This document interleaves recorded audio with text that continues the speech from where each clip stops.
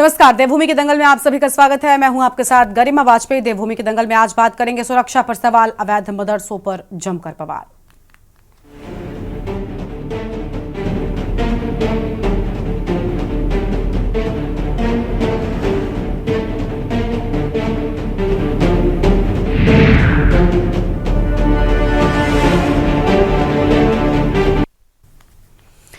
उत्तराखंड में पुष्कर सिंह धामी सरकार की अवैध मदरसों के खिलाफ कार्रवाई लगातार चल रही है। मुख्यमंत्री पुष्कर सिंह धामी के सख्त निर्देश के बाद उत्तराखंड में अवैध मदरसों के खिलाफ प्रशासन का अभियान जारी है। देहरादून, हरिद्वार, रुड़की, विकासनगर शहरों के बाद ऊधम सिंह नगर जिले में अवैध मदरसों को सील किया जा रहा है। बीते 15 दिनों में लगभग 92 अवैध मदरसे उत्तराखंड में सील कर दिए गए। राज्यसभा सांसद नरेश बंसल संसद ने भी बुधवार को घुसपैठियों के खिलाफ सख्त कार्रवाई की मांग उठाई। उन्होंने कहा कि जो लोग देश में घुसपैठ करा रहे हैं और यहां के कागजात दे रहे हैं, उनके खिलाफ सख्ती बरती जाए। उन्होंने कहा कि इस तरह के काम करने वाले गिरोह को गिरफ्तार कर उनका नेटवर्क ध्वस्त किया जाए। अलग अलग देशों से सीमा पर प्रहरियों से बचते हुए विभिन्न खुफिया मार्गों से हजारों की संख्या में रोहिंग्या, मुसलमान व अन्य घुसपैठिए भारत के अंदरूनी हिस्सों का रुख कर चुके हैं, जो बेहद चिंता का विषय है। सभी राज्यों के लिए बना है और जिसके धामी सरकार भी अवैध घुसपैठियों व अवैध मदरसों, अवैध अतिक्रमण को लेकर पहले से ही सख्त है, जिसकी रोकथाम को रोकने के लिए ऑपरेशन कार्रवाई भी की जा रही है। वहीं विपक्ष ने अवैध मदरसों पर हो रही इस कार्रवाई पर सवाल खड़े कर दिए हैं। कांग्रेस की माने तो बीजेपी चाहती है कि जनता बेरोजगारी समेत अन्य समस्याओं पर ध्यान न देकर मस्जिद, मजार और हिंदू मुस्लिम में उलझी रहे। आज इसी पर होगी चर्चा, एक रिपोर्ट देखिए।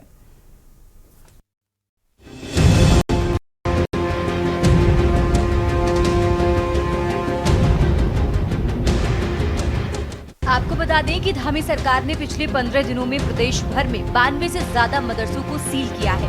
ऊधम सिंह नगर जिले के सितारगंज में संचालित अवैध मदरसों को सील किया जा रहा है। बीते रोज भारी पुलिस बल के साथ प्रशासन की टीम ने 17 मदरसों की जांच शुरू कर मान्यता के बिना घरों में चल रहे अवैध मदरसों को सील किया है। उप जिलाधिकारी खटीमा रविंद्र बिष्ट, तहसीलदार पूजा शर्मा, सीओ भूपेंद्र सिंह धोनी के नेतृत्व में सितारगंज, किच्छा, नानक बत्ता, खटीमा, जनगैया में तैनात पुलिस बल, पीएसी समेत सितारगंज, नानक मत्ता, खटीमा तहसील की राजस्व विभाग की टीम ने मदरसा चेकिंग का अभियान चलाया जा रहा है। जो मदरसे मान्यता के संचालित होते मिले, पुलिस प्रशासन की ओर से एक्शन लिया जा रहा है। जिला प्रशासन ने संचालकों से दस्तावेज मांगे, दस्तावेज व मान्यता नहीं मिलने पर सील करने की कार्रवाई की गई है।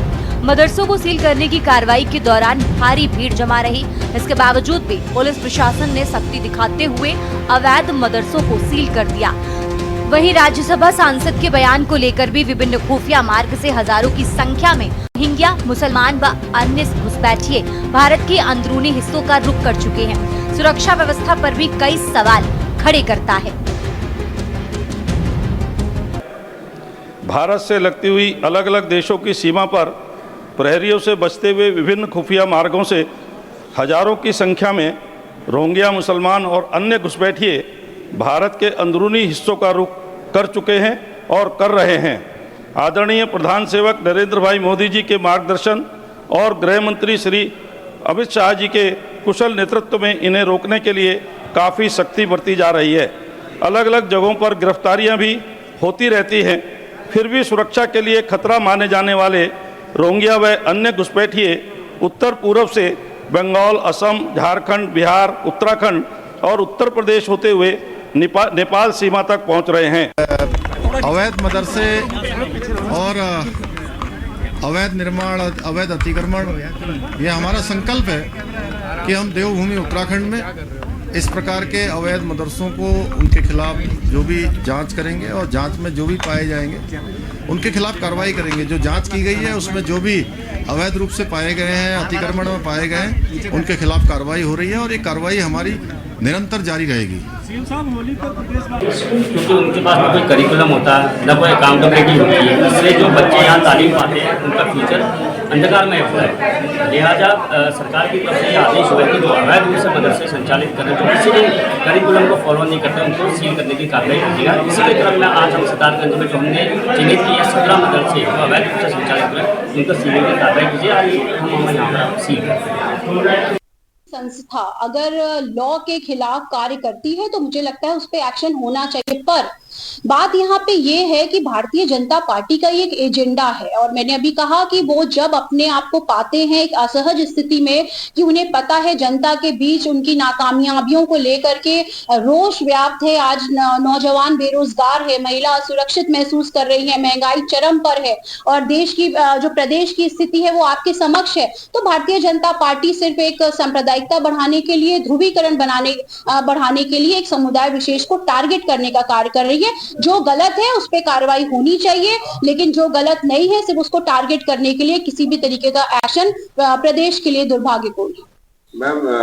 आपको बता दें कि उत्तराखंड के हरिद्वार जिले में एक मजार भी हटाई जाएगी। उत्तर प्रदेश सिंचाई विभाग ने मजार पर 10 दिन का नोटिस चस्पा कर दिया है। अवैध मदरसों के खिलाफ सरकार द्वारा चलाए जा रहे अभियान को लेकर राजनीति गर्मा गई है। विपक्ष ने नाराजगी जाहिर करते हुए कहा कि सरकार कानून के दायरे में काम नहीं कर रही है, हिंदू मुस्लिम पर काम कर रही है। उन्होंने आरोप लगाया कि सरकार की नीति और नीयत दोनों खराब है। सरकार का यदि ऐसा ही रवैया रहा तो जनता इनको सबक सिखाएगी। सबसे पहले तो आपको बता दें कि ये अवैध मदरसों का जो किस्सा था पिछले साल बड़े जोर तोरों पर चल रहा था। अगर अभी तक इसमें कार्रवाई नहीं की गई तो हम ये मानेंगे धामी सरकार की नाकामयाबी है और बीजेपी का एक प्रकार से तुष्टिकरण है, जिससे ये सिर्फ वोट के टाइम पर तो जो उनका हिंदू वोटर को बगलाने के लिए ऐसे कार्रवाई कर देती है और जुमला फेंक देती है, लेकिन वास्तव में कार्रवाई नहीं करती है। अभी भी कुछ ऐसा देखने में आ रहा, आपके माध्यम से संज्ञान में आ रहा है कि फिर से अवैध मदरसों पर कार्रवाई की जाएगी। इसका मतलब ये है जो विधानसभा सत्र में अभी जो बजट सत्र के दौरान जो कार्रवाई हुई है, जो अमानवीय भाषाओं का प्रयोग हुआ, जो पक्षपातपूर्ण रवैया अध्यक्षा महोदय द्वारा किया गया, उन सबको छुपाने के लिए धामी जी ने ये एक प्रकार से ब्रह्मास्त्र या जुमला शस्त्र फेंका हुआ है। देखिए, जो गलत है वो तो गलत ही है, और जिस तरह से यहाँ मदरसों की मजारों की जो बाढ़ सी उत्तराखंड के अंदर आई है, ये निश्चित रूप से उत्तराखंड की शांति में खलल डालने के संकेत है। और मैं बार बार इस बात को कहता हूँ कि उत्तराखंड में हमारा सबसे बड़ा चैलेंज अगर कुछ है तो वो डेमोग्राफी चेंज का है। जिस तरह से पड़ोसी जिलों से, उत्तर प्रदेश से, अन्य प्रदेशों से उत्तराखंड में बेतहाशा वृद्धि हो रही है जनसंख्या में, इसको रोकने के लिए हमको कठोर कदम भी उठाने पड़ेंगे। और अवैध मदरसों को सीज करने का कार्रवाई जो चल रही है वो भी इसी का हिस्सा है। मुख्यमंत्री पुष्कर सिंह धामी जी ने 4000 हेक्टेयर से अधिक जमीन मजारों के लिए जो अतिक्रमण की गई थी उसको खाली कराने का काम किया है। सवाल ये है कि इतनी बड़ी संख्या में अवैध मदरसे चल रहे थे तो मदरसा बोर्ड क्या कर रहा था। इसमें भी कोई दो राय नहीं कि प्रदेश में कई मदरसे अवैध रूप से चल रहे हैं। शासन ने अवैध रूप से चल रहे मदरसों की जांच के आदेश दे दिए हैं। जिला प्रशासन स्तर से इसकी जांच चल रही है। सभी जिलों के डीएम जांच रिपोर्ट शासन को जल्द देंगे, लेकिन सरकार अभी से ही अवैध मदरसों को लेकर गंभीर है। वहीं राज्यसभा सांसद के बयान को लेकर कि विभिन्न खुफिया मार्ग से हजारों की संख्या में रोहिंग्या, मुसलमान व अन्य घुसपैठिए भारत के अंदरूनी हिस्सों का रुख कर चुके हैं, सुरक्षा व्यवस्था पर कई सवाल खड़े करता है। अब देखना होगा कि क्या ये बात सत्य है, और अगर सत्य है तो डबल इंजन की सरकार के साथ साथ ये देश व अन्य राज्य की सुरक्षा पर बड़ा सवाल खड़ा होता है। अब सरकार का अवैध मदरसों के साथ घुसपैठ पर भी रोक लगाना बड़ी चुनौती बन सकता है। उत्तर डेस्क रिपोर्ट।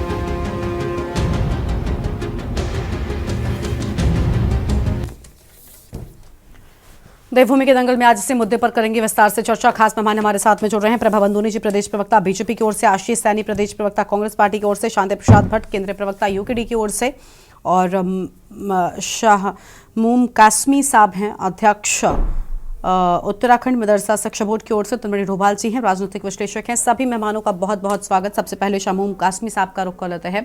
कासमी साहब, अवैध मदरसे सील किए गए हैं, इस कार्रवाई पर आप क्या कुछ कहना चाहेंगे? एक तो देखिए, इन अवैध मदरसों पर एक्शन से फायदे बहुत सारे हैं, लेकिन विपक्ष राजनीति कर रहा है, या फिर विपक्ष की बात ठीक है? क्या कहना चाहेंगे आप इस पूरे एक्शन पर? पहले तो मैं ये कहना चाहूंगा कि अवैध मदरसों पर जो कार्रवाई है मदरसा बोर्ड के चेयरमैन ने वो कोई बदले की भावना से या किसी द्वेष भावना से नहीं है, बल्कि ये सरकार का कर्तव्य है कि वो जो वैध नहीं है, अवैध हैं, उन पर वो कार्रवाई करें ताकि गुणवत्तापूर्ण एजुकेशन। और मैं एक बात इस बीच में कहना चाहूँगा कि जो आपने हमारे कांग्रेस की तरफ से एक बात आई और कहा कि बीजेपी को फायदा होता है, तो मैं कहना चाहता हूं कि क्या हमारे लोग इतने वो हैं कि हमारा ताना बाना इतना कमजोर है कि अगर मदरसों पे कार्रवाई होगी तो हमारे हिंदू भाई खुश होंगे? यही काम तो इन लोगों ने किया है। कांग्रेस ने अपने कार्यकाल के अंदर यही किया कि मुसलमानों का तुष्टीकरण किया, और तुष्टीकरण इसी को कहते हैं कि आज की सरकार माननीय मुख्यमंत्री श्री पुष्कर सिंह धामी जी के नेतृत्व में बगैर किसी भेदभाव के किसी जगह किसी योजना में कहीं कोई भेदभाव नहीं है। मैं अभी हमने मेहूवाला देहरादून का हिस्सा है, हम एक मदरसे में गए निरीक्षण के लिए, तो वहाँ कुछ स्थानीय लोग भी आ गए, तो एक नौजवान उठता है, मासूम अपने अंदाज में कहता है कि सर, मैंने कहा भाई कोई सरकार की जो योजनाएं हैं कहीं कोई भेदभाव हो रहा है? तो वो नौजवान उठ के कहता है कि सर हमारी माँ हमारे बीच में है, मेरी माँ को पैरालाइज हुआ, हमारे पास आयुष्मान कार्ड था, उस आयुष्मान कार्ड की बिना पे हमारी माँ का इलाज हुआ, आज हमारे बीच में हमारी माँ है। हमारे हालात ऐसे नहीं थे कि अगर हमारे पास वो आयुष्मान कार्ड ना होता, तो इसी तरह से कच्चे मकानों का पक्का बनना, सारी योजनाओं में बगैर किसी भेदभाव के माननीय मुख्यमंत्री श्री पुष्कर सिंह धामी जी किसी जगह उनके किसी कार्य के अंदर भेदभाव नहीं है। अब विपक्ष परेशान है कि उनके पास मुद्दे नहीं। मदरसों का नियमित होना, उनकी जांच होना, और जांच के उपरांत अगर उनमें अनियमितताएं पाई जा रही है उस पर कार्रवाई होना, ये तो बिल्कुल न्याय संगत है। और मैं एक बात ये कहना चाहता हूं, अभी हमने जिनकी एप्लीकेशन हमारे पास आई, उनके मानक अगर पूरे थे और उनके नॉर्म्स पूरे थे, हमने उन्हें मान्यता दी। हमने 51 से 51 मदरसों को मान्यता भी दी है, और इतने ही हमने जो है नवीनीकरण भी किए हैं। तो आप ये देखिएगा कि ताकि वो मदरसे गुणवत्तापूर्ण एजुकेशन दे रहे हैं या नहीं दे रहे हैं, और जब तक कार्रवाई नहीं होगी तो डिसिप्लिन कैसे आए? मैं समझता हूं कि मदरसों के लोगों को चाहिए कि जिस तरह से हमने मदरसे के हमारे मानक हैं, हमने अब तक मदरसों के अंदर सिर्फ धार्मिक एजुकेशन दी जाती थी। 2023 में 24 में जो रिजल्ट आया, हमने 23 में एनसीईआरटी के सिलेबस को लागू किया और बच्चों ने अच्छा रिजल्ट दिया। 96 से भी ज्यादा बच्चे पास हुए।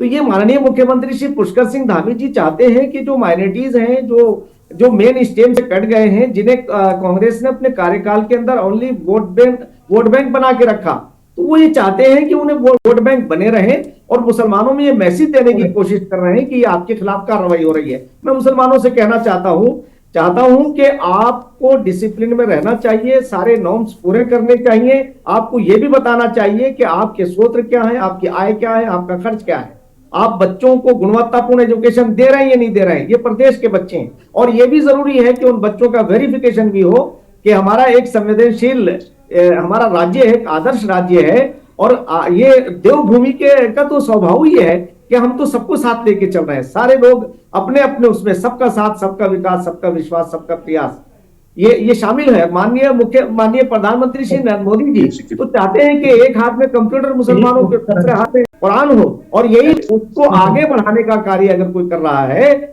सारे देश के अंदर, तो वो माननीय मुख्यमंत्री जी कर रहे हैं, हमारे पुष्कर सिंह धामी जी।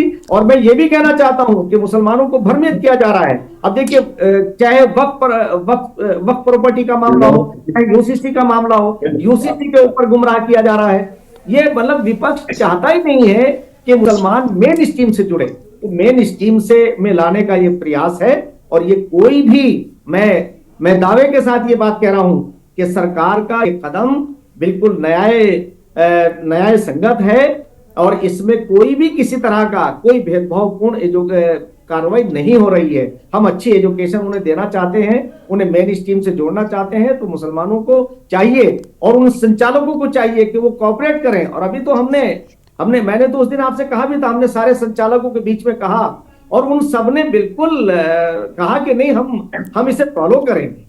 हम ये चाहते हैं कि देवभूमि में मदरसों में जो गरीब बच्चे पढ़ते हैं उनका भी विकास हो, उन्हें भी अच्छी एजुकेशन मिले। तो माननीय मुख्यमंत्री श्री पुष्कर सिंह धामी जी के नेतृत्व में बगैर किसी भेदभाव के हम सुचारू रूप से मदरसे आगे बढ़ रहे हैं। और ये हम आज फिर आपके जरिए से आह्वान करना चाहते हैं, कागज नहीं है, जिनके पास रजिस्ट्रेशन नहीं है वो नियमित उसमें आए। ठीक है, बड़ी अच्छी बात है कि आप कम से कम इस कार्रवाई से संतुष्ट हैं। आपके पास में हम लौटेंगे सर, और मेहमान हमारे साथ में जुड़ चुके हैं हमारे साथ में।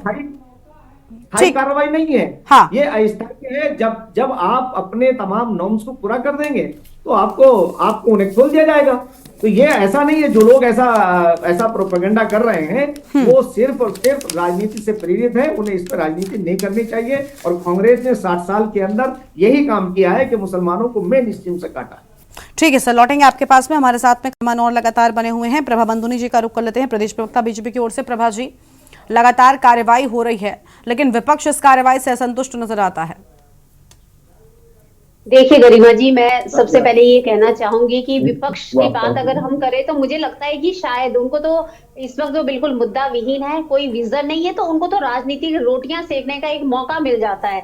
अगर चाहे हम अपने मुस्लिम भाइयों के फायदे की भी बात करेंगे तो उसमें भी वो बेचारे हमारे भोले भाले जो भाई हैं उनको बरगलाने का काम करते हैं। अगर हम उनकी शिक्षा को बेहतर बनाने का काम करते हैं उसमें भी वो उनको भड़काने का काम करते हैं। गरिमा जी, अभी हमारे जो चेयरमैन थे मदरसा बोर्ड के, उन्होंने खुद इस बात को स्वीकारा है कि कांग्रेस ने कभी भी हमारे मुस्लिम भाइयों को मेन स्ट्रीम में नहीं जोड़ा है। क्यों नहीं जोड़ा है उन्होंने? वो चाहते हैं कि वो अनपढ़ रहे, वो चाहते हैं उनको कोई सुविधा ना मिले, क्योंकि अगर वो भी पढ़ लिख कर मेन स्ट्रीम में जुड़ गए तो उनको भी ये समझ में आ जाएगा कि हमें किसे वोट देना है। तो जब उनको ये समझ में आ जाएगा तो जो इनका एक सुरक्षित वोट बैंक है वो भी खत्म हो जाएगा। क्यों? क्योंकि इन्होंने देश में जो हमारी हिंदू, हम कहेंगे, ये बार बार कहते हैं कि धर्मनिरपेक्ष हमारा देश है, तो इसके लिए कौन जिम्मेदार है? हमारे धर्मनिरपेक्ष देश को अगर तुष्टीकरण कर करके किसी ने बांटा है तो वो तो केवल कांग्रेस है।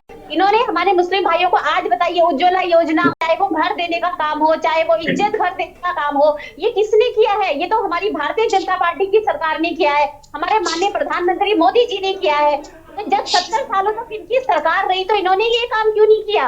क्या ये नहीं चाहते थे कि हमारे मुस्लिम भाइयों को भी मेन स्ट्रीम से जोड़ा जाए? ये मुस्लिमों की बातें जरूर करते हैं, लेकिन ये उनको कोई सुविधाएं कभी नहीं देना चाहते। जब वोट, हम कहते हैं, चुनाव सामने आ जाते हैं तो ये उनको एक थोड़ा सा लॉलीपॉप पकड़ा देते हैं कि आप हमें वोट दीजिए। मोदी जी के नाम से इन्होंने कितना डराया जब 2014 में उनकी सरकार आने वाली थी। लेकिन आज वही मोदी जी है जिनको मुस्लिम बहनें या हमारे मुस्लिम भाई खुद ये चाहते हैं कि जब दोबारा लोकसभा के चुनाव आए तो हम बढ़ चढ़कर चुनाव में हिस्सा लेंगे और दोबारा हम बीजेपी को समर्थन करेंगे। क्यों? क्योंकि मुझे लगता है जो अब हमारे मुस्लिम भाई हैं उनको भी ये समझ में आ गया है कि कांग्रेस केवल और केवल तुष्टीकरण की राजनीति करती है, उनको वोट बैंक बना के रख दिया इन लोगों ने।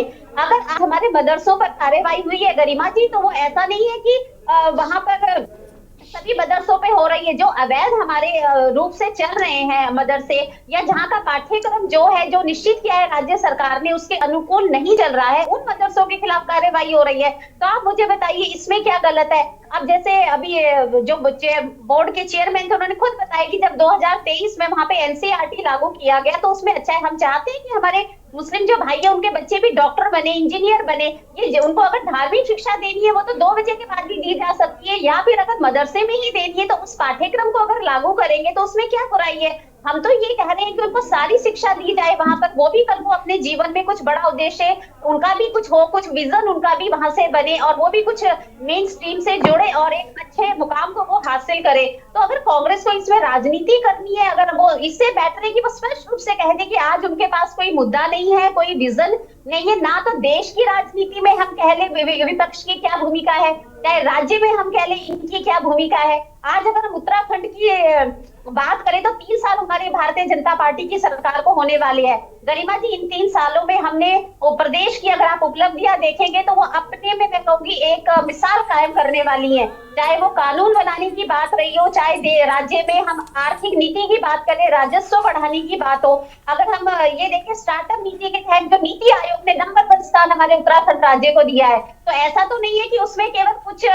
धर्म के लोगों को ही फायदा हो रहा होगा। जब पूरा प्रदेश आगे बढ़ता है गरिमा जी, उसके बाद ही हम ये कहेंगे कि पूरे राज्य का विकास होता है। तो इसमें सभी, कोई क्षेत्रवाद नहीं, कोई इसमें हम कहें कि धर्म नहीं, इसमें सभी संप्रदाय के लोग इसमें बढ़ चढ़कर हिस्सा ले रहे हैं। हमारा पूरा उत्तराखंड आगे बढ़ रहा है, नई नई जॉब क्रिएशंस यहाँ पर हो रही हैं, जो बेरोजगारी दर है वो कम हो रही है। अगर महिलाओं की हम बात करें तो आज जितना महिलाओं को प्रोत्साहन कह ली रोजगार के माध्यम में वो हमारी धामी सरकार उनको दे रही है राज्य में, तो आप ये बताइए कहाँ हमारी सरकार पीछे रह गई है। लेकिन जब विपक्ष के पास को ये नजर आ रहा है कि 2027 में दोबारा भाजपा हैट्रिक बनाने जा रही है, क्योंकि हम लोगों ने गरिमा जी धरातल पर काम किया है। अगर आज हमारे जनप्रतिनिधि हो या हमारे कार्यकर्ता भी हो, वो अभी भी हम ये कहेंगे कि 24/7 धरातल पर काम करते हैं। तो अब ये जो जलन कह ले या ये कह ले कि एक निराशा विपक्ष के अंदर आ गई है कि अब वो क्या मुद्दे लेके जनता के पास जाएंगे। ऐसा कौन सा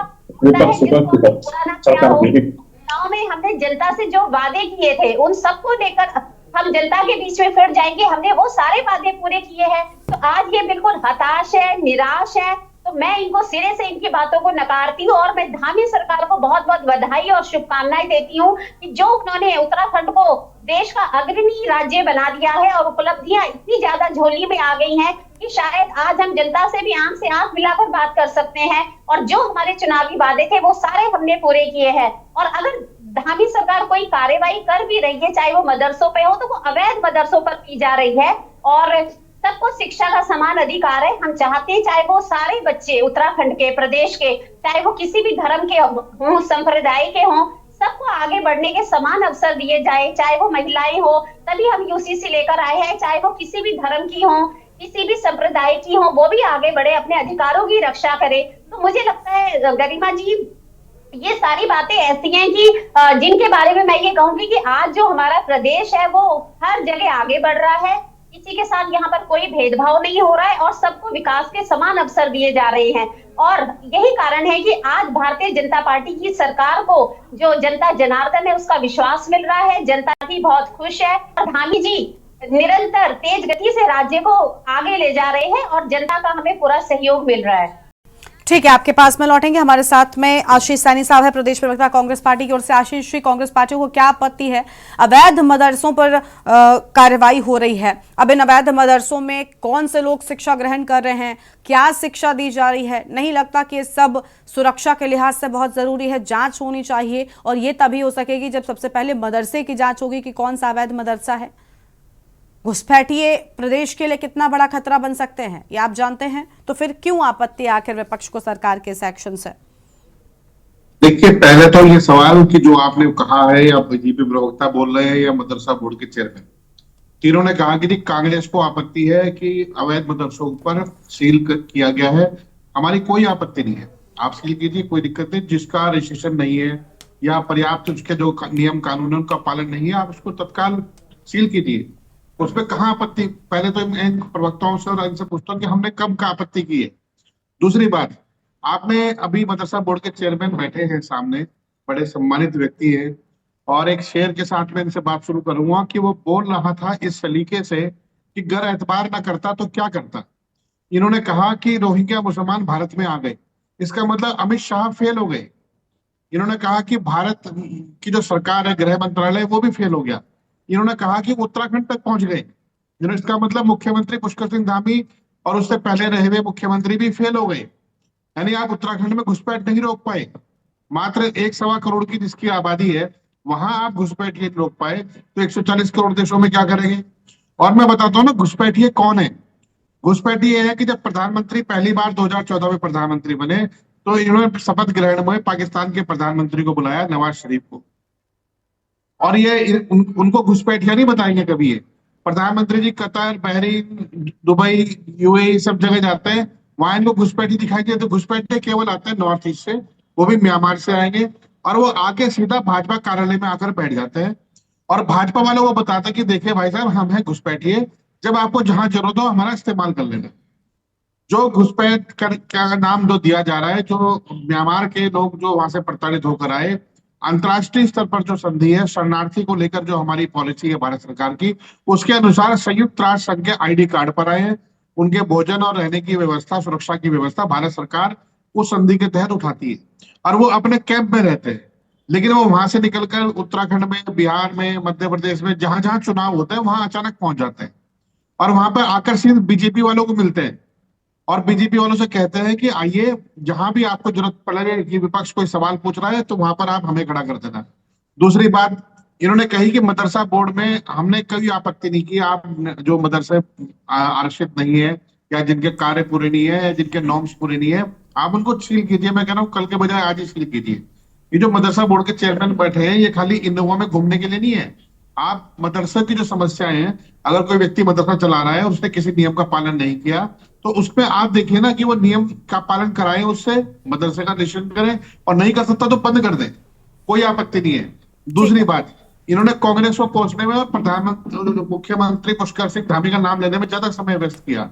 मैं इनसे एक सवाल पूछता हूं कि जब से आप चेयरमैन बने, भाजपा बनी है, एक सच्चर कमेटी की रिपोर्ट आई थी, उसके क्रम में, उसके अनुपालन में क्या काम आपने उत्तराखंड में किया है, जरा उसकी प्रगति बताइए। और तीसरी बात, जो ये हर बार जंगल में घुस जाते हैं, वन क्षेत्र में सिंचाई विभाग के जमीन रहे हैं, मैं दावे के साथ कह सकता हूँ वन क्षेत्र में जिन लोगों ने मजार बनाई है या कोई मुस्लिम धर्म चिन्ह बनाया है, उस पर तो ये कार्रवाई कर रहे हैं, करनी भी चाहिए। लेकिन जहां ये गैर मुस्लिम क्षेत्र आते हैं, जो बहुत से इनके सरकारी बाबा हैं जो किराए पर रखे गए हैं, उनका खर्चा पानी उठाने के लिए जो अवैध कब्जे इन्होंने इरिगेशन की जमीनों पर कर लिए हैं, उसके बारे में कोई सवाल नहीं करेगा, कोई बात करेगा ही नहीं। मैं उदाहरण देता हूं, सतपाल महाराज इस राज्य के कैबिनेट मंत्री है, मदन कौशिक इस राज्य के पूर्व प्रदेश अध्यक्ष और पूर्व कैबिनेट मंत्री है, वर्तमान में 5वीं बार के एमएलए। ये रानीपुर मोड़ पर सड़कों पर इस तरह से लड़े अवैध कब्जे के लिए, वो भी सिंचाई विभाग की जमीन पे। मुझे बताइए कब खाली कराएंगे आप? ना तो प्रभाजी बोलेंगे, ना ये हमारे चेयरमैन साहब बोलेंगे। ठीक है, क्यों ठीक है सर। आशीष जी, आपकी आवाज ठीक तरीके से हम तक नहीं पहुंच रही है। विस्तार से अपनी चर्चा को हम आगे बढ़ाएंगे और मेहमान भी हमारे साथ पर लगातार बने, लेकिन उससे पहले देवभूमि के दंगल में एक ब्रेक के लिए आप रुकते कहीं में जाएगा, फौरन लौटेंगे।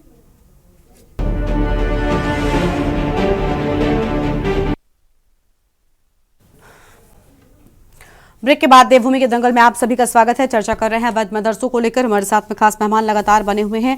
रतन मणि ढोभाल जी का रुख कर लेते हैं, राजनीतिक विश्लेषक हैं। उसके बाद शांति प्रसाद जी के पास में आएंगे। रतन मणि जी, इस अवैध मदरसे पर एक्शन को लेकर लगातार हम चर्चा भी कर रहे हैं और देख रहे हैं कि विरोध जो है वो रुकने का नाम नहीं ले रहा है। अभी आशीष जी ने कहा कि हमारा विरोध नहीं है, लेकिन हम चाहते हैं कि उनकी ओर से जो बात कही कि क्या आप उससे सहमत हैं? ये विरोध नहीं तो किस श्रेणी में इसको हम देखें, जब खुद मदरसा शिक्षा बोर्ड के अध्यक्ष साहब हैं, उनको आपत्ति नहीं है?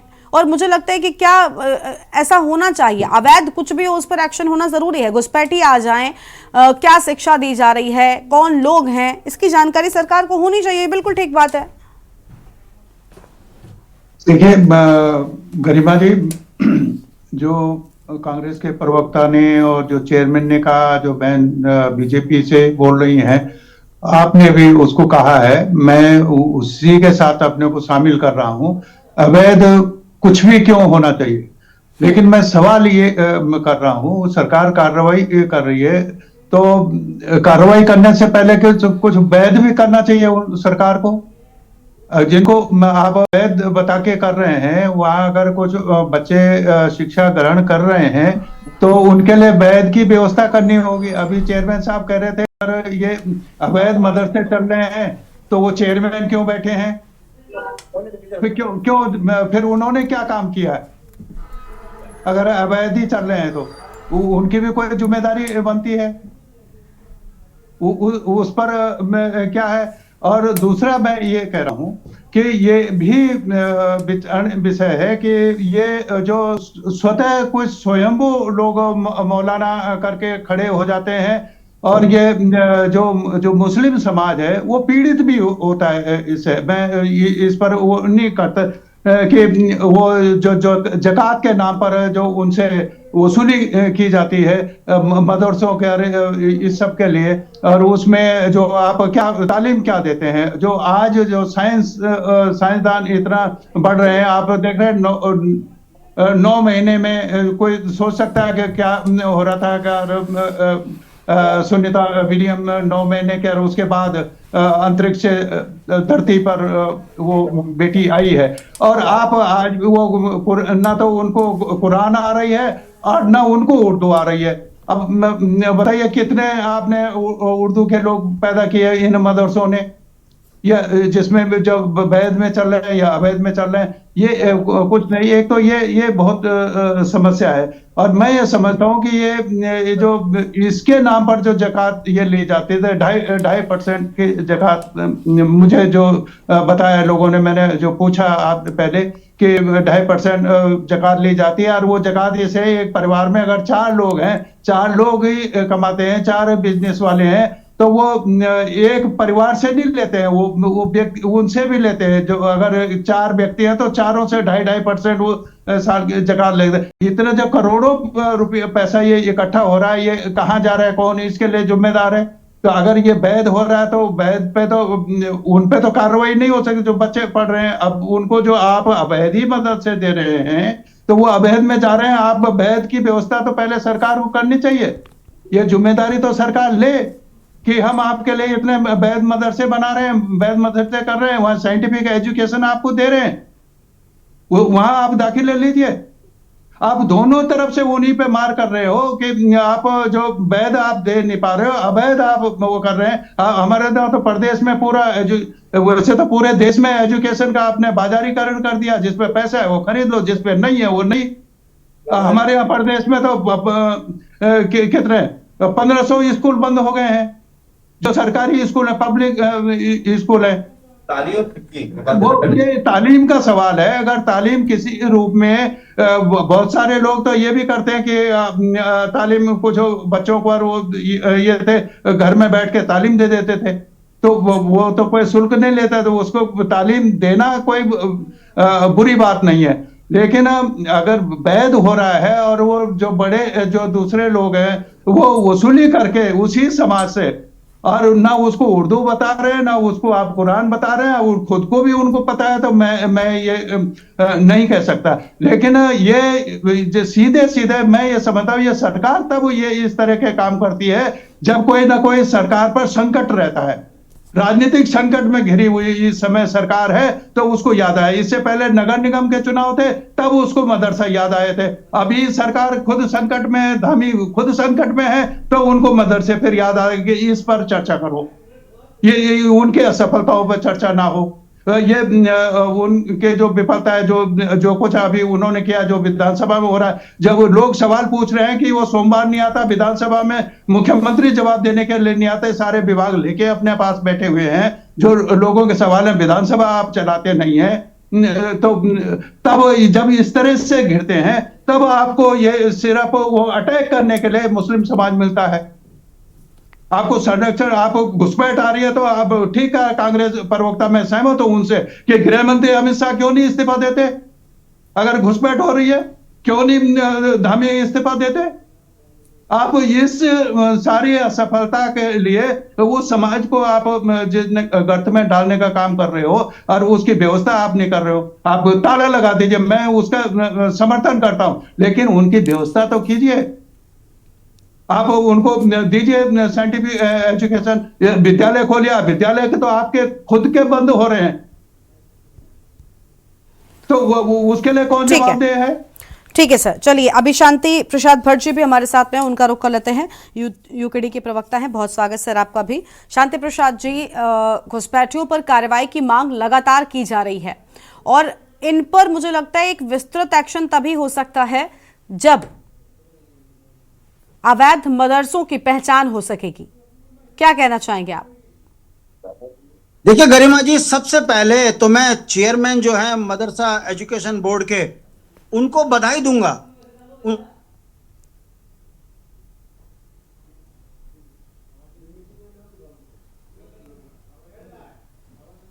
भारतीय जनता पार्टी का कंप्यूटर और उत्तराखंड के अंदर ये दोनों मिशन भारतीय जनता पार्टी पूरा कर रही है। दूसरी बात, मैं भारतीय जनता पार्टी की प्रवक्ता को भी बधाई दूंगा जो ये कह रही है कि हम मुसलमानों को उत्तराखंड के अंदर बहुत अच्छी तेजी से बसाएंगे, उनके अधिकार संरक्षित करेंगे।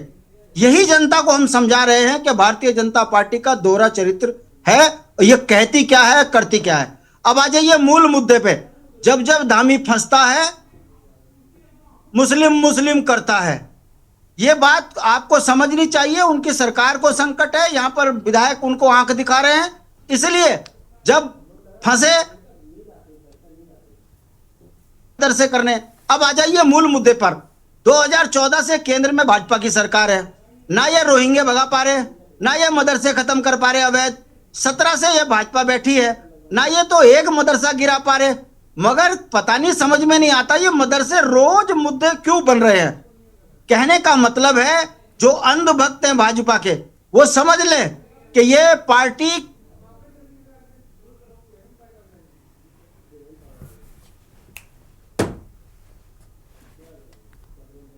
जनसंख्या जो हुई है तो से उत्तराखंड के अंदर लाकर बसाया जा रहा है भाजपा के द्वारा, ताकि जितना उत्तराखंड कश्मीर बनेगा भारतीय जनता पार्टी के लिए उतनी बढ़िया नेतागिरी चमकेगी। यही कारण है कि भारतीय जनता पार्टी का असली चेहरा दिखाती हुई ये रिपोर्ट है, जिसमें मदरसा एजुकेशन बोर्ड के चेयरमैन खुद कह रहे हैं कि भाजपा से बढ़िया पार्टी नहीं है, कांग्रेस ने तो हमारा केवल इस्तेमाल किया, भाजपा तो हमारी जनसंख्या भी बढ़वा रही है, हमको अधिकार संपन्न भी बना रही है।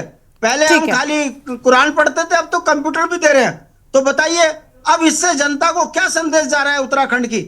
कौन जनसंख्या बढ़ा रहा है, कौन मदरसों को संरक्षित विस्तार से हम करेंगे चर्चा। एक छोटे से ब्रेक के लिए हमें यहाँ पर रुकना पड़ रहा है, जल्द लौटेंगे, अपनी चर्चा को आगे बढ़ाएंगे। एक छोटा सा ब्रेक। आप देख रहे हैं के न्यूज, खबरों का सारथी।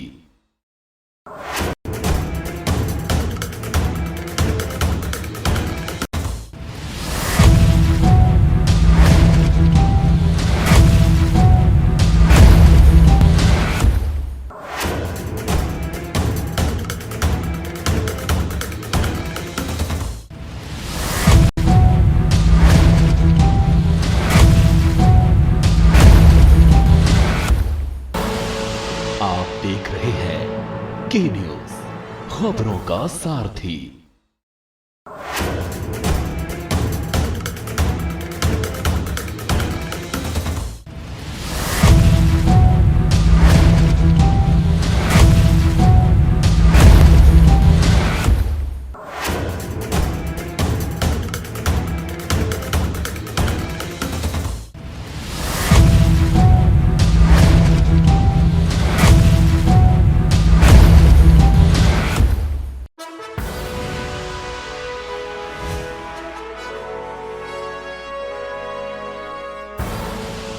आप देख रहे हैं के न्यूज, खबरों का सारथी।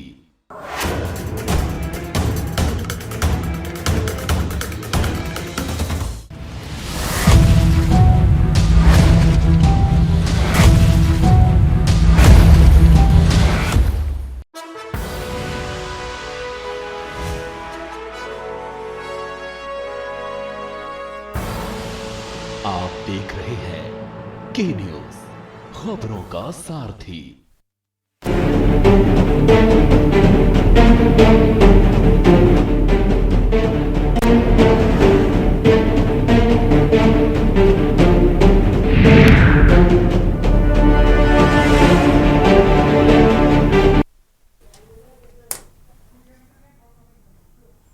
ब्रेक के बाद देवभूमि के दंगल में आप सभी का स्वागत है। एक तरफ अवैध मदरसों को लेकर धामी सरकार लगातार सख्त कार्रवाई करती हुई नजर आ रही है, तो वहीं दूसरी ओर जो विपक्षी दल है वो लगातार इस कार्रवाई को लेकर कई तरह के सवाल खड़े कर रहे हैं। एक तरफ यूकेडी है, अभी आपने सुना शांति प्रसाद जी हमारे साथ में थे, जिन्होंने साफ तौर पर कहा कि जब धामी मुसीबत में आते हैं तो मुस्लिम मुस्लिम चिल्लाते हैं। अब बड़ी बात यह कि क्या ये सच है, और एक तरफ जो सरकार है उस पर यह भी आरोप लगाया जाता है कि एक धर्म के खिलाफ, विशेष वर्ग के खिलाफ दबाव बनाने का प्रयास इस कार्रवाई के माध्यम से किया जाता है। लेकिन बड़ी बात यह कि खुद उत्तराखंड मदरसा बोर्ड के जो अध्यक्ष हैं वो लगातार ये कहते हैं कि हमें इस कार्रवाई से कोई आपत्ति नहीं है। फिर आखिर विपक्ष क्यों इस कार्रवाई को लेकर लगातार सवाल खड़े करता है, ये अपने आप में बड़ी बात है। सैनी साहब का एक बार फिर शुरू कर। सैनी साहब, आपने सुना अभी हमारे साथ में शांति प्रसाद जी थे, वो कह रहे थे कि जब धामी मुश्किल में आते हैं तब मुस्लिम मुस्लिम चिल्लाते हैं। क्या ऐसा आपको लग रहा है कि फिलहाल बीजेपी किसी मुश्किल में है? क्या जरूरत है उसको ये करने की? आरोप तो ये भी बीजेपी पर लगता है कि एक विशेष वर्ग को वो निशाना बनाते हैं, उन पर ही कार्रवाई करके राजनीति अपनी आगे बढ़ाते हैं।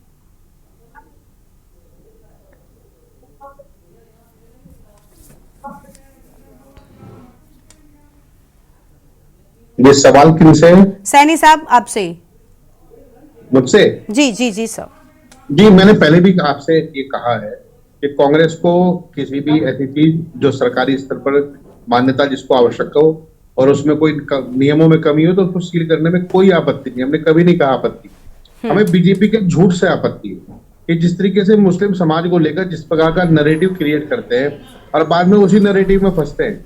मैंने इनसे सवाल पूछा कि सच्चर कमेटी की जो रिपोर्ट थी, जो कांग्रेस के समय में गठित की गई थी, उस रिपोर्ट के अनुपालन में आपने क्या काम उत्तराखंड राज्य में जब से 2017 से आपकी सरकार बनी है क्या काम किया है, तो उस संबंध में तो इनके पास कुछ है नहीं, एक भी शब्द बताने के लिए नहीं है। उल्टा ये कभी रोहिंग्या मुसलमानों की बात जो बीजेपी कर रही है, मैं इनके मुख्य प्रधानमंत्री से पूछता हूँ, इनके गृह मंत्री से भी, इनके मुख्यमंत्री से भी, साथ में यहाँ बैठी प्रवक्ता जी से भी, कि रोहिंग्या मुसलमान भारत में आए हैं तो आपने अभी तक 11 साल हो गए, अभी तक पकड़े क्यों नहीं, इनको बाहर क्यों नहीं निकाला, इनकी पहचान का क्या तरीका आपके पास है, और ये दिल्ली में कैसे आए, ये मेरठ में कैसे आए, देहरादून में कैसे आए, तो ये सब आए कहाँ से है?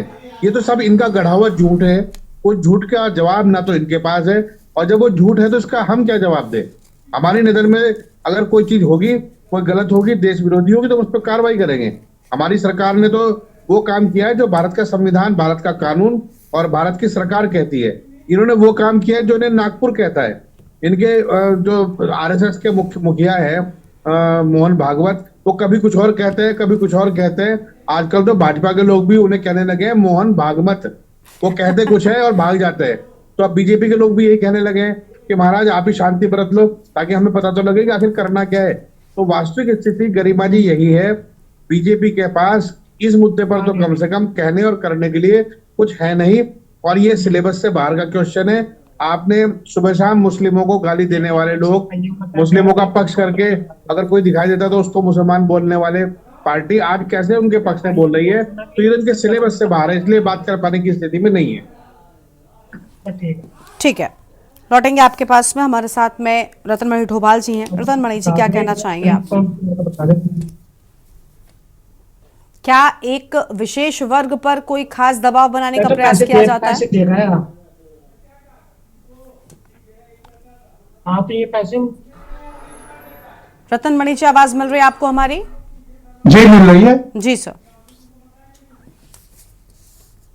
मिल रही है आपकी आवाज। जी, क्या विशेष वर्ग को निशाना बनाने का प्रयास सत्ता पक्ष की ओर से होता है क्या? नहीं, बिल्कुल हो रहा है जी। इसमें इसके लिए तो कोई उस बात ही नहीं है, इस पर कोई मुद्दा नहीं है। इनका ये सबसे जो भी, चाहे वो मजार का सवाल हो, कुछ हो, आप मजार की बात कर रहे हैं तो न्यायालय ने तो खाली मजार का नहीं था, वो तो मंदिरों को भी, आप कितने मंदिर तोड़े वो भी तो बताओ ना। आप मजार का हिसाब देते हो, वो मंदिर का क्यों नहीं देते? और आपको नहीं पता तो हम गिना देते हैं कि कितने मंदिर है। यहाँ से हरिद्वार से आप देहरादून तक चले जाओ तो हाईवे पे ही देख लो कितने, नेशनल हाईवे पे। और जिनका हाईवे वालों से इन्होंने गारा सीमेंट वगैरह सब लेके उनको और मजबूत बनवाया है, और वो सड़क पे हैं, सड़क के साथ हैं, उनको वो क्यों नहीं आपको दिख रहे? आपको मजार दिख रही है। लेकिन इस सबके बावजूद मैं ये कह रहा हूं कि अगर मजार कहीं पर अवैध रूप से बनी है तो उसको भी आप हटाइए, हमें कोई आपत्ति नहीं है। लेकिन उसके बगल में जो मंदिर है उसको क्यों आप छोड़ रहे हैं? तो ये किसी धर्म विशेष को निशाना बनाना हुआ कि नहीं हुआ? और ये सब कार्रवाई, और यही मैं हमें अवैध तो कुछ भी नहीं होना चाहिए। अगर कोई मदरसा और ये अवैध है तो वो अवैध ही है, उसके खिलाफ कार्रवाई होनी चाहिए। लेकिन उन लोगों से भी पूछा जाना चाहिए जो इसके लिए जिम्मेदार हैं। अब वो ठीक, ये जो कह रहे सैनी जी, कांग्रेस के प्रवक्ता, वो सचर कमेटी के सिफारिश में मनमोहन सरकार ने जो मुस्लिम बाहुल्य जो बहुत जिलों को चिन्हित किया था कि भाई हम यहाँ पर उनको शिक्षा दीक्षा आगे बढ़ाने के लिए वो काम करेंगे, उसमें हरिद्वार और ये उधम सिंह नगर भी था उत्तराखंड का, देश के अन्य जिलों में। अब इनको ये बताना चाहिए कि उसके बाद भी अवैध मदरसे क्यों चल रहे हैं जी? आपने उनके लिए शिक्षा की व्यवस्था क्यों नहीं की? तो अगर ये सवाल, अगर आप ये सवाल हल नहीं करेंगे तो आपको वो अवैध कर वो कैसे करेंगे? अवैध तो तब होगा जब आप वैध देंगे। मैं ये कह रहा हूं, चाहे वो उसके मदरसा बोर्ड के चेयरमैन हो, चाहे मुख्यमंत्री हो, ये सब जवाबदेह हैं वो सब समाज की तबाही के लिए कि आप वहां पर उनका खून पसीने की कमाई सब मदरसों का मौलवी ये सब लूट के खा रहे हैं, और वहां वो बोल भी नहीं पाते अपने दुर्गत के लिए। अगर जितना पैसा ये इकट्ठा करते हैं उनसे ये होता तो वो समाज कहीं आगे बढ़ा होता, वो गुर्बत में नहीं होता, इस समय गरीबी की उसमें नहीं होता। ये तो मालो माल हो रहे हैं, ये तो करोड़ों की संपत्तियां खरीद रहे हैं, बेच रहे हैं, सब कुछ कर रहे हैं, और वो समाज वहीं का वहीं है जिससे ये ज़कात लेते हैं। क्यों? उसकी नहीं चर्चा होनी चाहिए। ये मैं इसलिए कह रहा हूं कि उस समाज के साथ इनका ये एजेंडा राजनीति का, और राजनीति भी वो है जब ये सब असफलता होते हैं हर किसी मोड़ पे, कभी भी आप देखो तो आ जाता है। आपने देखा पीछे हमने बहस की थी कि लोग गौमुख की बात करते हैं, ये वहाँ गौमुख में मस्जिद लिया है, हमने इनसे सुना कि वहाँ उत्तरकाशी में वहां पर मस्जिद है, और वो रही होगी तो आपको क्या पता है। अभी ये इनके मोहतरमा एक जो अभी जो महिला मोर्चा के अध्यक्ष है और सांसद विधायक बनी है केदारनाथ से, क्या कह रही है वो कि गैर हिंदू को यहाँ पर केदारनाथ धाम में इधर नहीं आने दे। वो कम से कम 60% काम वही करते हैं, इनके घोड़े खच्चर जितने वहां चलते हैं वही लाके देते हैं, उनके डांडी काठी सब कुछ वही बनाते हैं। अब ये कह रहे हैं वो प्रसाद वही लेके आते हैं, उनके सैलून वही चलाते हैं, ये परोसते वही है, और ये कह रहे हैं कि वो शराब भी परोसते हैं, मछली भी बांटते हैं, मांस भी बांटते हैं। हाँ बांटते हैं, तो ये शराब के ठेके तो आप ले गए वहां हाईवे तक, केदारनाथ तक। वो आपने सरकार से कहो ना कि शराब के ठेके बंद करो ये केदारनाथ मार्ग पे, उसके लिए भी मुसलमान दोषी हैं। मुसलमानों ने कहा कि यहाँ शराब के ठेके लाओ धामी जी हमारे लिए। तो ये सीधे सीधे एक वर्ग विशेष को, इनकी जो सांप्रदायिक राजनीति है उस राजनीति, अपनी राजनीति फलने फुलाने के लिए ये उस समाज को कटघरे में खड़ा करते हैं, उसको दोषी ठहराते हैं, उसकी गुर्बत से इनको कोई मोहब्बत नहीं है। ठीक है, प्रभा जी से जल्दी से एक छोटा सा जवाब लेते हैं। प्रभा जी, आपने सुना बड़े आरोप रतनमणि जी ने सत्ता पक्ष पर लगाए। जी गरिमा जी, सबसे पहले तो मैं कांग्रेस में जो विपक्ष मेरे भाई, मैं उनको कहूंगी कि अभी ये बड़ी घुसपैठियों की बात कर रहे थे, रोहिंग्या मुसलमान, तो ये कोई इतिहास आज का नहीं है। 10 सालों के मोदी जी भाजपा की सरकार है। ये आपके जो नेहरू जी थे ना, जब उनको कांग्रेस, उन्होंने कभी सपने में नहीं सोचा था कि भारतीय जनता पार्टी की भी कोई सरकार आ सकती है, या कभी ऐसा भी दिन देखने को मिलेगा कि ये परिवार ही नष्ट हो जाएगा इस राजनीति से। आशीष जी कैसी बातें कर रहे हैं आप सर, उनको बोलने दीजिए। रोहिंग्या का मैटर कब से शुरू हुआ? जब से म्यांमार में आंतरिक गृहयुद्ध छिड़ा है, म्यांमार में जब से आंतरिक गृहयुद्ध छिड़ा तब से रोहिंग्या का मैटर आया, उससे पहले तो कोई भी नहीं आया। क्या बात कर रहे हैं आप? सीधा नेहरू गांधी तक पहुंचते, पता आपको पुष्कर सिंह धामी तक का नहीं है। बचा रहे इसलिए वो लेके आए। झारखंड में कौन है? कांग्रेस के दलाल बैठे हुए हैं वहां पर, जो झारखंड की सीमा से, जो हमारी बांग्लादेश की सीमा है, वहां से लोगों को लाते हैं, वहां की लड़कियों से उनकी शादी करवाते हैं, फिर आधार कार्ड बनवा के उनको वहां के परमानेंट रेजिडेंट नहीं, ये लगता है आप किसी विश्व हिंदू परिषद की बैठक में बैठकर आई है। ये कोई सरकारी बयान नहीं है। ये जो आप यहाँ चैनलों पर बैठकर व्हाट्सएप यूनिवर्सिटी का जो बयान पढ़ रही है, इस बयान का सच्चाई से कोई लेना देना नहीं है। ठीक है, प्लीज आप लोग शांत हो जाइए प्लीज। आशीष जी, ऐसे दो लोग एक साथ बोलते हैं, आवाज नहीं आती, समझा कीजिए ना आप प्लीज। आपके न्यूज चैनल का इस्तेमाल झूठ बोलने के लिए हो रहा है। बीजेपी का व्हाट्सएप, ठीक है, सब अपने अपने अकॉर्डिंग इस्तेमाल करते हैं। आप अपनी बात रखते हैं, वो अपनी बात रख रही है। चलिए ठीक है, बहुत शुक्रिया सर, हमें अपनी चर्चा को रोकना पड़ रहा है यहीं पर, वक्त की कमी है। बहुत शुक्रिया आप सभी मेहमानों का हमारे साथ चर्चा में आने के लिए, अपनी बात रखने के लिए। तो अवैध मदरसों को लेकर एक तरफ विपक्ष जो है वो लगातार एक तरफा कार्रवाई की बात कर रहा है, तो वही सत्ता पक्ष का कहना है कि घुसपैठियों पर लगाम लगाने के लिए कदम बहुत जरूरी है। देवभूमि के दंगल में इतना ही। आप देखते रहिए के न्यूज़ इंडिया। नमस्कार।